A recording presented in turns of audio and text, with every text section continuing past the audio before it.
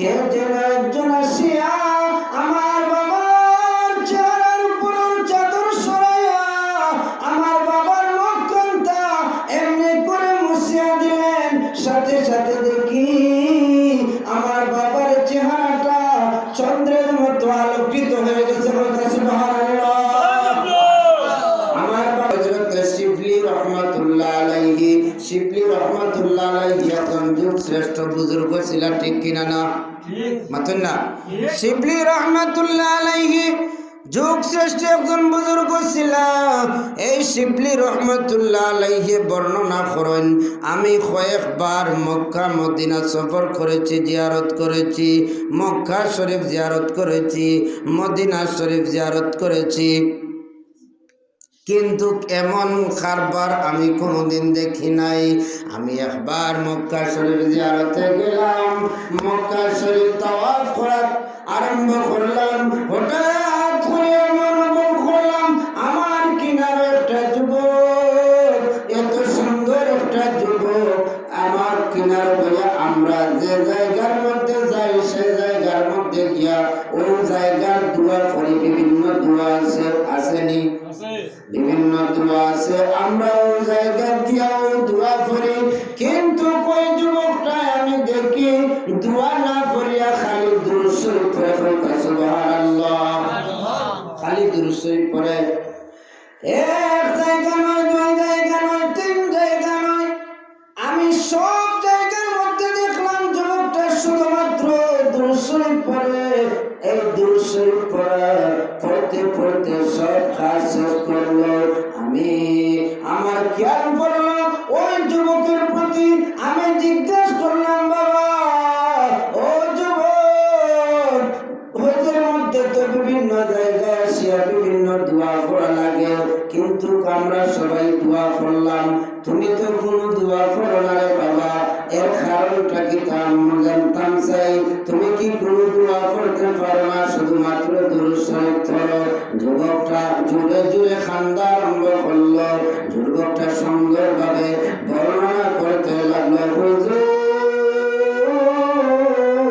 আমি সব দোয়া জানি, আমি সব দোয়া চিনি, জায়গার মধ্যে যাইয়া যে দোয়া পড়া লাগে ওই জায়গার দোয়াও আমি চিনি, কিন্তু দুরূদ শরীফের মাঝে এত বরকত,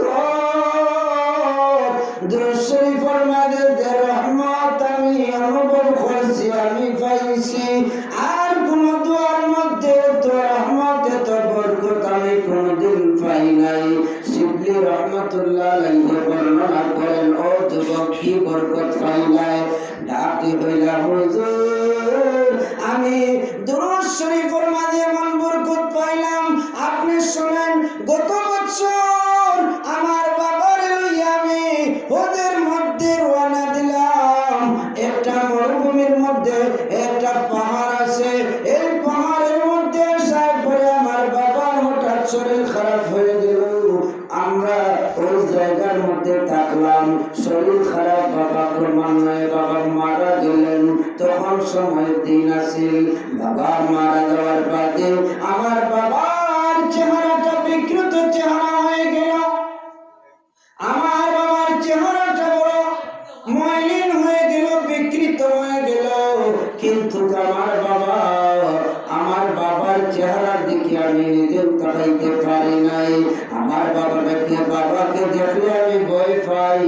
আমি এই সময় একটা গামছা দিয়ে আমার বাবার মুখটা ডাকিয়া রইলাম। আমি কারো কাছে বলতেও পারি নাই, দাফনের কাফনের কথাও আমি কারো কাছে বলতেও পারি নাই। আমি একলা বাবার দাফন কাফন করাও সম্ভব নয়। কিভাবে কি যেন অন্ধকার রাত্র হয়ে গেল, আমার ঘুম আসলো, কানতে কানতে আমার ঘুম আসলো। আমি ঘুমিয়ে পড়লাম বাবার লাশের কিনারে। হঠাৎ করে দেখি কে যেন একজন আসিয়া আমার বাবার চেহারার উপর চাদর সরাইয়া আমার বাবার মুখখানটা এমনি করে মুছিয়া দিলেন। সাথে সাথে দেখি আমার বাবার চেহারাটা চন্দ্রের মতো আলোকিত হয়ে গেছে। সুবহানাল্লাহ। আমার বাবার চেহারাটা চন্দ্রের মতো আলোকিত হয়ে গেল। এত সুন্দর চেহারা হয়ে গেল। আমি ডাক দিয়ে কইলাম, ও আল্লাহর বান্দা, কে আপনি? আমাকে তো সাহায্য করলেন, আমার বাবার চেহারাটা এত সুন্দর করে দিলেন, আপনার পরিচয়টা একটু দিন, আমি আপনাকে একটু চিনি। ডাক দিয়া কইলেন, বাবা, তোমার বাবার চেহারাটা আমি পরিবর্তন করে দিলাম। আমি হইলাম রাহমাতাল লিল আলামিন, দুজাহানের বাদশা, আখির জামানার নবী মুহাম্মদুর রাসূলুল্লাহ সাল্লাল্লাহু আলাইহি ওয়াসাল্লাম। আমি তোমার বাবার চেহারাটা পরিবর্তন করে দিলাম। সুবহানাল্লাহ, আর যেরকম সুবহানাল্লাহ। ডাক দিয়ে কইলাম, ইয়া রাসূলুল্লাহ, ইয়া হাবিবাল্লাহ, আমার বাবার মৃত্যুর খবর আপনি কি করে পাইলেন? আমি তো কাউকে বলি না যে আমার বাবার মৃত্যুর খবর। আপনি কোথায় পাইলেন আমার বাবার মৃত্যুর খবর?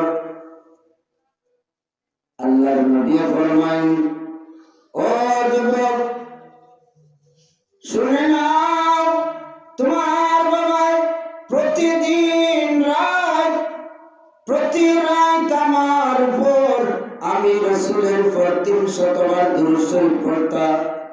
আজকে যখন এই দুরূদ শরীফের খবরটা যেই ফেরেশতায় আমার কিনারে লইয়া যাইতা, ওই ফেরেশতা হুদা গেলা, দুরূদ শরীফ লইয়া গেল না।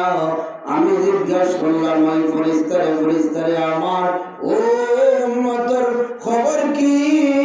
আমার উম্মতের দুরূদ শরীফ আজকে খেলে আইল না, কারণটা কি? তা সুবহানাল্লাহ।